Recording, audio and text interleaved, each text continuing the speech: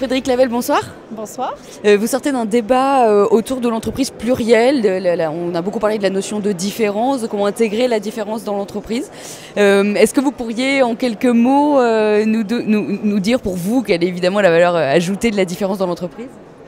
La différence, c'est le reflet du monde. Donc, il y avait un biologiste dans l'assistance qui nous a dit mais la nature, c'est la diversité. Donc, dans l'entreprise, la diversité, c'est juste la vie. Donc, c'était très très bien mené comme débat et je crois que le public a beaucoup participé aux réflexions qui ont été menées. Ah oui, moi j'étais dans le public et donc été amenée à participer et à réfléchir sur le comment intégrer la différence, la très grande différence ou d'abord reconnaître la différence en tant que telle. Est-ce que vous pensez que c'est important? Enfin, vous avez dit que les valeurs faisaient un peu l'âme de l'entreprise et que quand il y a une notion de création d'entreprise, c'est très important parce qu'on suit quelqu'un aussi, on suit certains projets, mais on suit aussi quelqu'un qui défend un certain nombre de valeurs.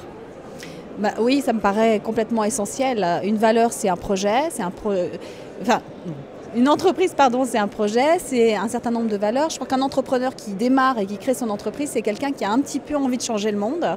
Donc ça, c'est quelque chose qui est très très vrai au démarrage de l'entreprise et les premières années de l'entreprise. Et puis quand l'entreprise grossit, la stratégie devient plus complexe et les salariés ont plus de mal à s'approprier cette stratégie et à être impliqués. Donc le fait d'avoir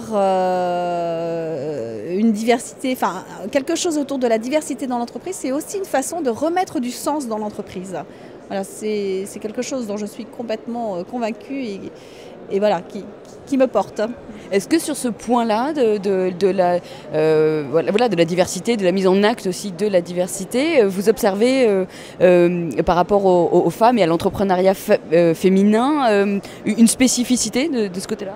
Alors sur l'entrepreneuriat féminin, ce qui se passe, c'est qu'aujourd'hui, ce sont les femmes qui portent encore une partie de la vie quotidienne. Donc, comme elles ont envie de survivre à tout ça, elles intègrent des innovations managériales dans l'entreprise qu'elles dirigent. Ce qui fait que ça attire des talents non seulement féminins, mais aussi des talents masculins qui auront envie de s'emparer de ce sujet-là également.